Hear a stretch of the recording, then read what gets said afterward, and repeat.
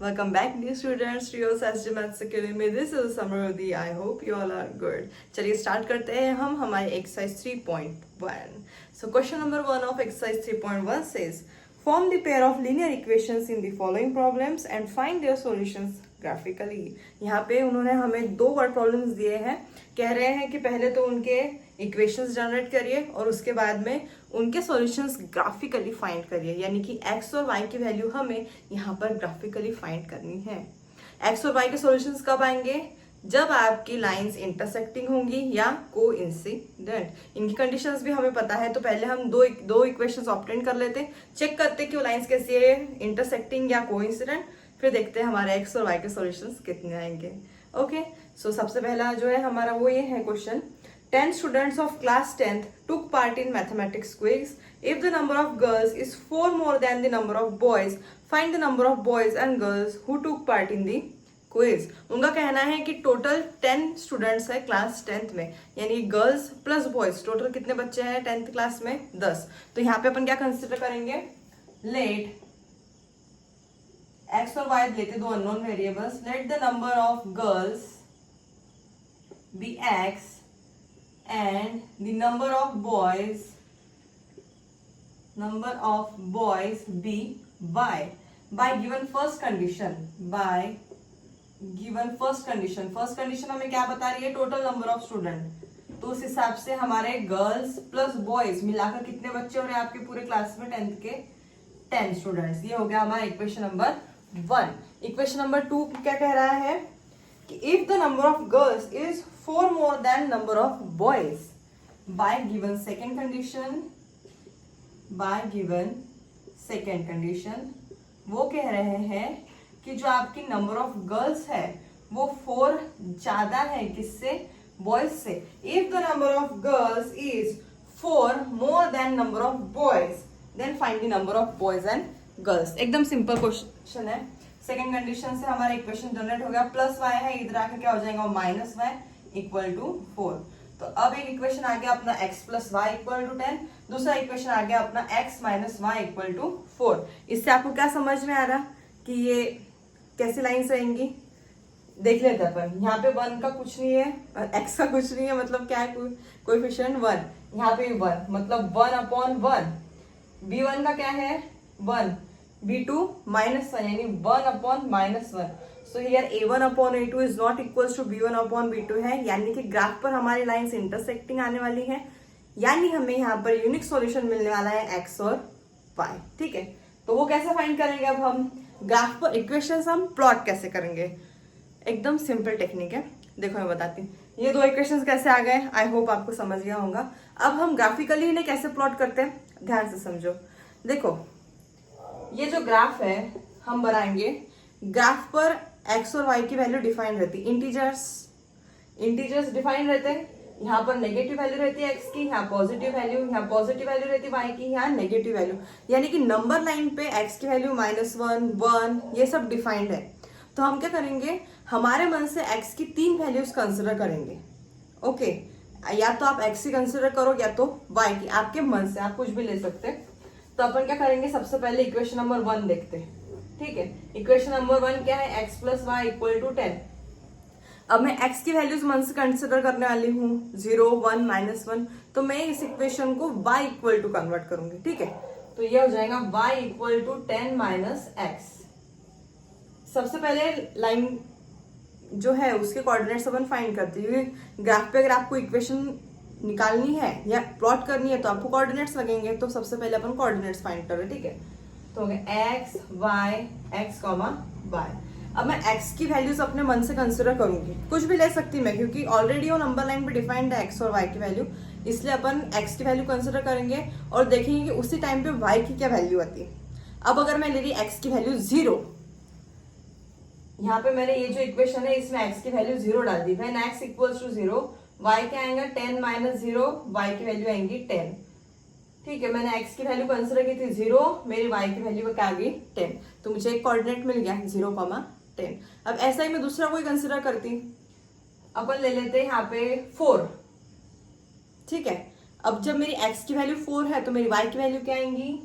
When x is equals to 4, y की value क्या आएंगी मेरी 10 माइनस 4। इस इक्वेशन में पुट करना है x की वैल्यू डायरेक्ट, कितनी आएंगी y इक्वल टू 6।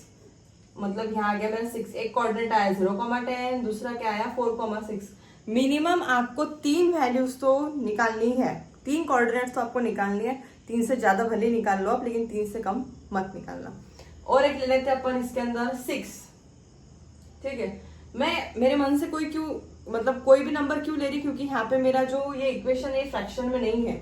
जब ये फ्रैक्शन में आता है ना, तब बहुत सोच समझ के काम करना पड़ता है। अभी सिंपल इक्वेशन है हमारा, तो मैं कोई भी x वैल्यू पुट कर दूंगी और y की वैल्यू निकाल लूंगी। तो चलो अपन पुट कर रहे 6 when x is equal to 6, y equal to 10 minus 6, y equal to 4। यानी जब 6 था तो हमारा y आया 4, 6,4।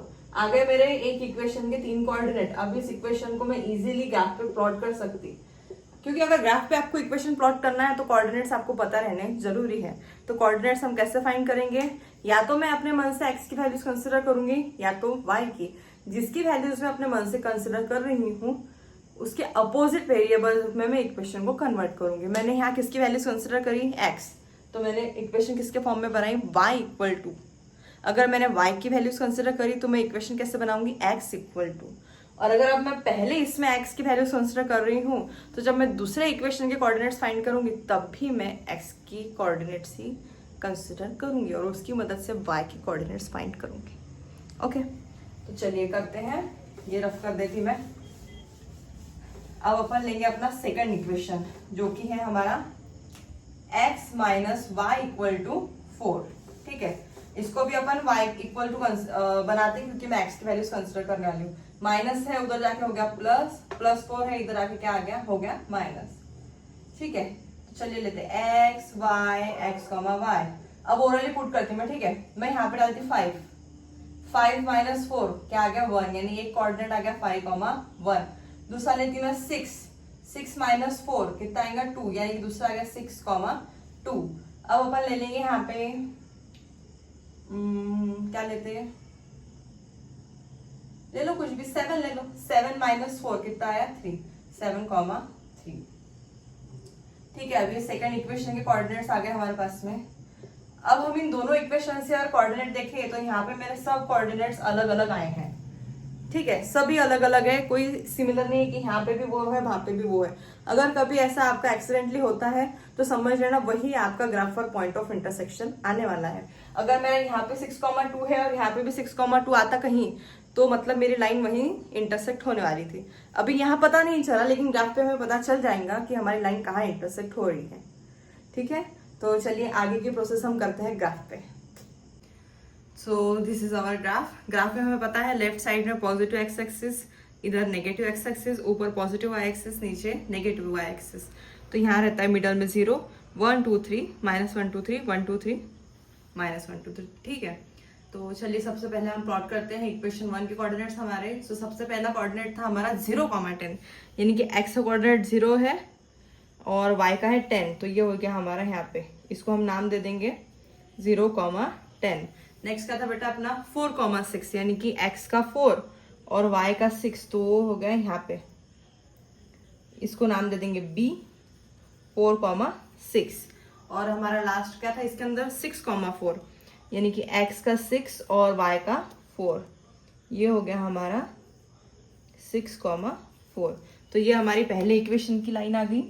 इसको अपन ऐसे खींच लेते हैं, जितना भी हो सके ना बेटा लंबी लाइन खींचना, क्योंकि हमारा पॉइंट कहाँ इंटरसेक्ट होगा ये हमें पता नहीं रहता ना। सो ये कौन से इक्वेशन के पॉइंट्स को प्लॉट किया आपने वो लिख देंगे वहां पे अपन।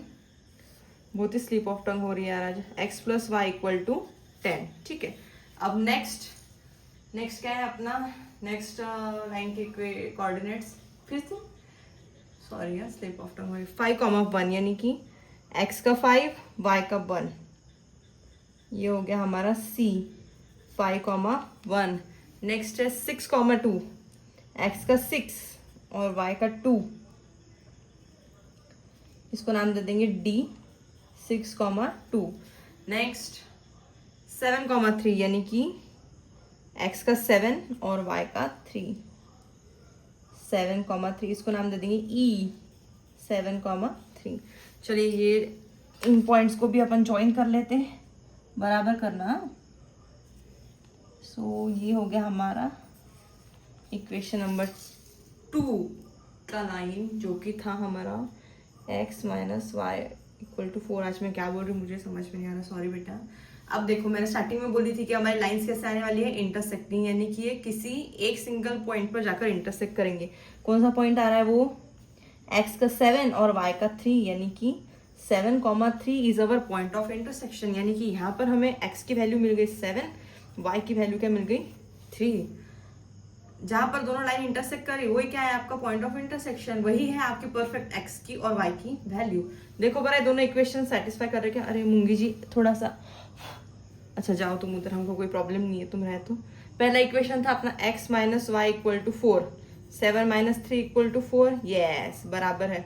दूसरा क्या था अपना x plus y equal to 10, sorry ये पहला था वो दूसरा था, 7 plus 3 equal to 10, 10 equals to 10, यानी कि आपकी वैल्यूज परफेक्ट है। ओके, सो इसके अंदर सबसे मेन है इक्वेशन सही से बनाना, बाद में उनके कोऑर्डिनेट्स अच्छे से फाइंड करना, एंड देन उन्हें बहुत अच्छे से प्लॉट करना। Okay, I hope you guys understand this. Scale लिखना बिल्कुल नहीं भूलना, scale on both axis 1 centimetre equals to 1 unit.